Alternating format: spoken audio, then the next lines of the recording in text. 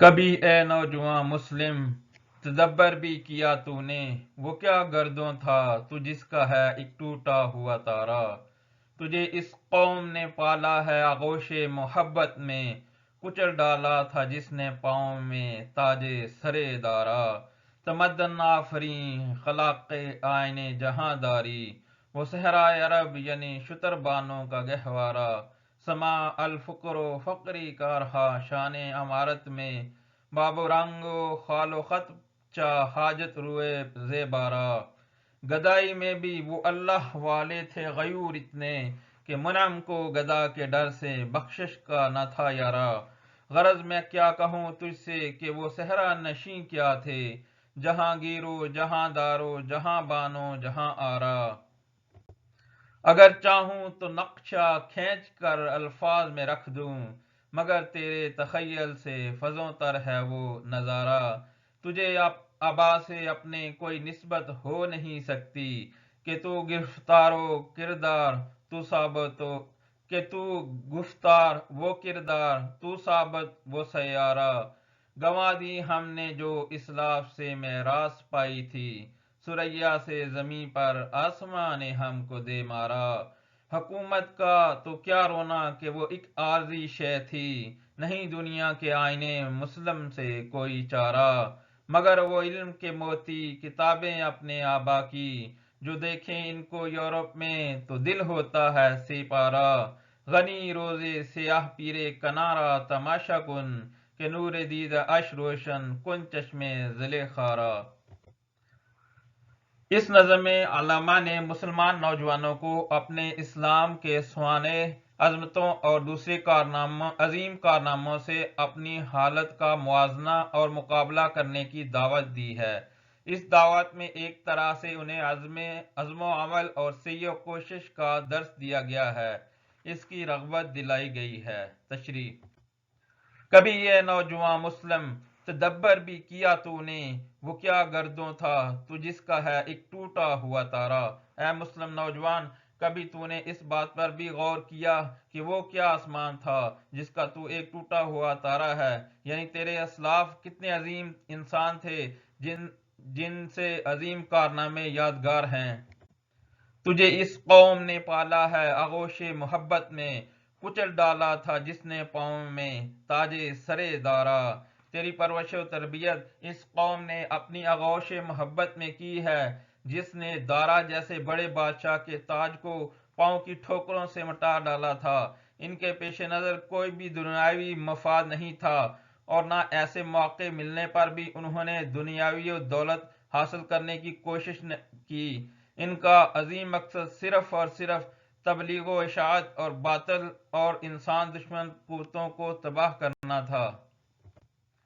تمدن آفریں خلاق آئین جہاں داری، وہ صحرائے عرب یعنی شتر بانوں کا گہوارہ۔ وہ عرب کا ریگستان جو کبھی شتر بانوں کی تربیت گاہ تھا، دنیا میں اسلام کے حوالے سے نئے تہذیب و تمدن اور حکمرانی و جہانداری کے حقیقی انداز کی تخلیق کا باعث بنا۔ سما الفقر و فقری کا رہا شان عمارت میں، آب و رنگ و خال و خچے حاجت روئے زیبارہ۔ وہ مسلمان شان و عمارت میں بھی الفقر و فقری یعنی حضور اکرم کی حدیث کہ میں فقری کی زندگی کو پسند کرتا ہوں، ایسی زندگی میں وہ فخر محسوس کرتے تھے۔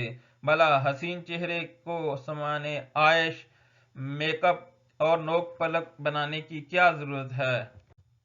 گدائی میں بھی وہ اللہ والے تھے غیور اتنے، کہ منعم کو گدا کے ڈر سے بخشش کا نہ تھا یارا۔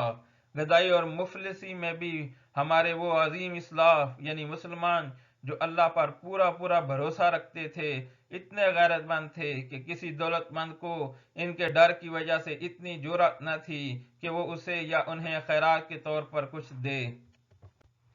غرض میں کیا کہوں تجھ سے وہ صحرا نشیں کیا تھے، جہاں گیرو جہاں دارو جہاں بانو جہاں آرا۔ مختصر یہ کہ میں تجھے کیا بتاؤں کہ وہ ریگستان میں رہنے والے یعنی آغاز اسلام کے مسلمان کس قدر عظیم انسان تھے۔ بس یہ سمجھ لو کہ وہ دنیا کو فتح کرنے والے، باطل قوتوں کو مٹانے والے صحیح حکمران، دنیا کے معاملات اور وقت کے تقاضوں کو سمجھنے والے اور دنیا کو آراستہ کرنے اور اس پر حکمرانی کرنے والے تھے۔ اگر چاہوں تو نقشہ کھینچ کر الفاظ میں رکھ دوں، مگر تیرے تخیل سے فزوں تر ہے وہ نظارہ۔ اگر میں چاہوں تو ان کی عظمت اور عظیم کارناموں کا نقشہ الفاظ میں کھینچ دوں، یعنی لفظوں میں بیان کر دوں، لیکن کیا کیا جائے کہ وہ نظارہ تیرے فکر و خیال سے کہیں بڑھ کر بلند ہے، تو صحیح طور پر ان کی عظمت کو نہیں دیکھ سکے گا۔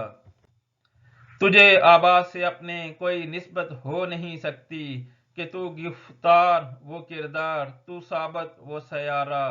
افسوس اس بات کا ہے کہ تجھے اپنے ان اسلاف سے کوئی نسبت نہیں ہو سکتی، اس لیے کہ تو سراسر بے عملی کا شکار ہے، صرف باتیں کرنا ہی جانتا ہے، جبکہ وہ سراپا کردار و عمل تھے۔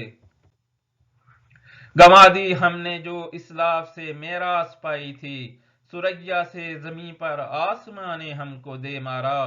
ہم نے اپنے اسلاف سے جو میراث پائی تھی یعنی عظمت، افسوس کہ ہم نے وہ برباد کر دی، جس کے نتیجے میں آسمان نے ہمیں سریا انتہائی بلندی سے زمین پر دے مارا۔ اسلاف کے کردار و عمل کی پیروی نہ کرنے کے باعث آج ہم مسلمان دنیا میں ذلت و پستی میں ڈوب گئے ہیں۔ کہاں وہ ہماری عظمت و بلندی تھی اور کہاں یہ ذلت و پستی۔ حکومت کا تو کیا رونا کہ وہ ایک عارضی شے تھی، نہیں دنیا کے آئین مسلم سے کوئی چارہ۔ مسلمانوں نے صدیوں حکومت کی جو اب نہیں رہی، اس پر رونے کا کیا فائدہ، کیونکہ وہ ایک عارضی بات تھی۔ اس سلسلے میں دنیا کے تسلیم شدہ آئین سے کیوں کر بچا جا سکتا ہے کہ حکومت عارضی ہوتی ہے؟ اصل کوشش تو عظیم مقصد کے حصول کے لیے جد و جہد اور صحیح کوشش سے اپنی بقا کا سامان کرنا ہے، جس سے آج ہم محروم ہیں۔ مگر وہ علم کے موتی کتابیں اپنے آبا کی، جو دیکھے ان کو یورپ میں تو دل ہوتا ہے سی پارا۔ لیکن جب ہم یورپ میں علم کے موتی یعنی اپنے اسلاف کی کتابیں دیکھتے ہیں تو ہمارا دل ٹکڑے ٹکڑے ہو جاتا ہے، بڑا دکھ ہوتا ہے۔ آج سے 3-4 صدیاں پہلے یورپ جہالت و تاریکی میں ڈوبا ہوا تھا، وہاں جہالت کا دورہ تھا، لیکن پھر اہل یورپ ہم مسلمانوں کی عظیم کتب لے گئے، جس کی وجہ سے وہ ترقی کر گئے۔ غنی روزے سیاہ پیرے کنارہ تماشا کن، کہ نور دیدہ اش روشن کن چشمے ذل خارا۔ اے غنی، حضرت یعقوب کی یہ سیاہ بختی دیکھ کہ ان کے نور چشم حضرت یوسف نے زلیخا کی آنکھوں کو روشن کر دیا۔ گویا اب بالکل ایسی ہی صورتحال ہمارے بزرگوں کے کتب خانوں کی ہوئی کہ ہم اس نادار ذخیرے سے محروم ہو گئے اور لندن کا کتب خانہ اس کا سرمایہ دار بن بیٹھا، اور یہ بات ہمارے لیے صدمے کا باعث ہے۔